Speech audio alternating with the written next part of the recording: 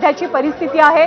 जळगावमध्ये जी महानगरपालिका ही गिरीश महाजन यांच्यासाठी विशेष महत्त्वाची, तर जळगावमध्ये सुद्धा भाजपची आघाडी आपल्याला पाहायला मिळते। भिवंडीमध्ये कोणार्क विकास आघाडीचे 4 जण विजयी झालेले आहेत। बरेच निकाल आतापर्यंत समोर आले आहेत। भाजपनं कोल्हापूरमध्ये जोरदार मुसंडी मारत काँग्रेसच्या जवळ जाण्याचा प्रयत्न केला। भाजप 22 काँग्रेस 26 अशी सध्याची परिस्थिती आहे। कोल्हापूरचं चित्र सुद्धा आपण पाहतोय।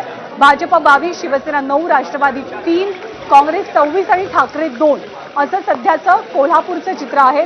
सतेज पाटील यांनी एक प्रकारे कोल्हापूरसाठी एक हाती ही निवडणूक लढवली। अगदी प्रचारापासून ते उमेदवारांच्या निवडीपर्यंत लोकसभेच्या वेळेला कोल्हापुरातलं वारं फिरलं होतं आणि लोकसभेला महाविकास आघाडीचे उमेदवार छत्रपती शाहू महाराज तिथून खासदार बनले आणि आता महापालिकेची निवडणूक सुद्धा काँग्रेसनं तितकीच प्रतिष्ठेची केली। कल्याण डोंबिवलीमध्ये भाजप 19, शिंदेची शिवसेना 10, तर मनसे 4 जागांवरती आघाडीवर असल्याचं चित्र आपल्याला पाहायला मिळतंय। कल्याण डोंबिवलीमध्ये सुद्धा भाजप आणि शिवसेना यांच्यात मैत्रीपूर्ण लढती आहेत, पण युती म्हणून एक प्रकारे ही मंडळी तिथे लढत नाहीयेत।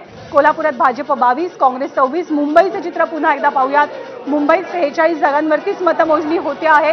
त्यामुळे पुन्हा एकदा एबीपी माझाच्या प्रेक्षकांना आपण सांगूया की तुम्हाला असं वाटू शकतं की मुंबईचे आकडे हे एबीपी माझावरती इतके कमी का दिसतात, त्याला कारण हे आहे की खरी गोष्ट अशी आहे की इतर ठिकाणचे आकडे हे फुगवलेले आकडे आहेत। 46 जागांचीच मतमोजणी सुरू असताना 46 पेक्षा जास्त आकडा अर्थात टॅलीचा असू शकत नाही।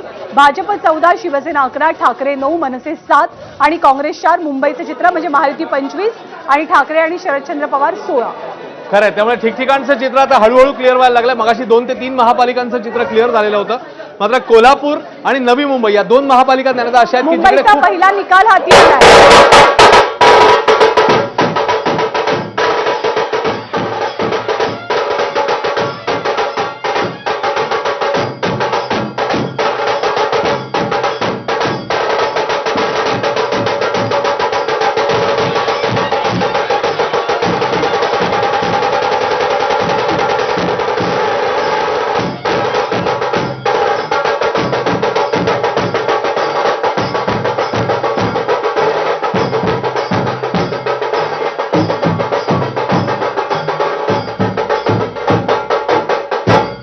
ढोलताशे मुंबईच्या पहिल्या निकालासाठी वाचले आणि मुंबईचा पहिला निकाल हा कुणाच्या बाजूने आहे, तर तो काँग्रेसच्या बाजूने जातोय। खरं, ज्या काँग्रेसबद्दल ज्ञानदा म्हटलं जात होतं की फार काही रोल प्ले करणार नाही काँग्रेस मुंबईमध्ये, पण पहिला निकाल तर त्यांच्या बाजूने गेलाय। बघावं लागेल आता त्यांची आकडेवारी किती पुढे जाते।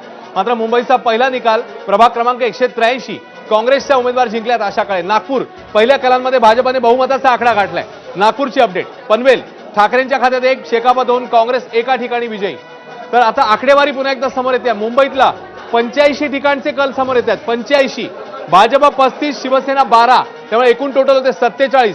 ठाकरे 20, मनसे 6, 47 26 आणि काँग्रेस 5। मुंबईच्या 85 जागांचे कल आता हाती येताना दिसत आहेत। भाजप सर्वाधिक 35 जागी आघाडीवर, तर नागपूर पहिल्या कलांमध्ये भाजपने बहुमताचा आकडा गाठलेला आहे। ज्ञानदा, तर मुंबई पाठोपाठ नागपूरमध्ये सुद्धा भाजपसाठी तुलनेने चांगली परिस्थिती आहे कलांच्या बाबतीत असं आपण म्हणूया।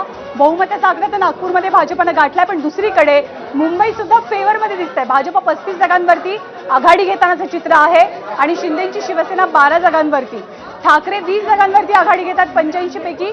मनसेची आघाडी 6 जागांची आहे, काँग्रेसची आघाडी ही 5 जागांची आहे। तर सध्याचे जे कल अश्विन 85 जागांचे समोर आले त्यानुसार महायुती ही अर्थातच जास्त स्ट्रॉंग पाहायला मिळते आहे ठाकरे बंधूंच्या तुलनेमध्ये।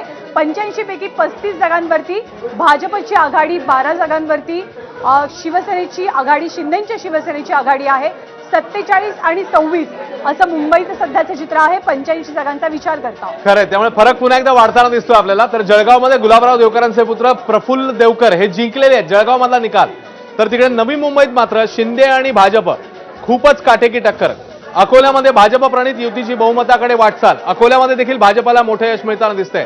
पिंपरी चिंचवड भाजप 31 जागांवर आघाडीवर, जिकडे अजित पवारांनी खूप ताकद लावली होती भाजप आघाडीवर। नागपूर पहिल्या कलांमध्ये भाजपने बहुमताचा आकडा गाठलेला आहे। पनवेल भाजपचे 4 उमेदवार विजयी, त्यामुळे ठिकठिकाणी भाजपने ही जोरदार आघाडी घेतलेली दिसते। जळगावात गुलाबराव देवकरांचे पुत्र प्रफुल्ल देवकर हे जिंकलेले आहेत। तर मुंबईमधला आकडेवारी आता समोर येते, आपण त्यानुसार जाऊया। मुंबईमध्ये 35-12, भाजप 35, शिवसेना 12, राष्ट्रवादी 0, काँग्रेस 5, राष्ट्रवादी शरद पवार पक्ष 0, ठाकरे 20 आणि मनसे 6 अशी सध्याची स्थिती आहे। त्यामुळे इतरांच्या खात्यात जात आहेत 7 जागा, 85 कल सध्याच्या घडीला समोर येत आहेत, ज्याच्यामध्ये अर्थातच 47 कल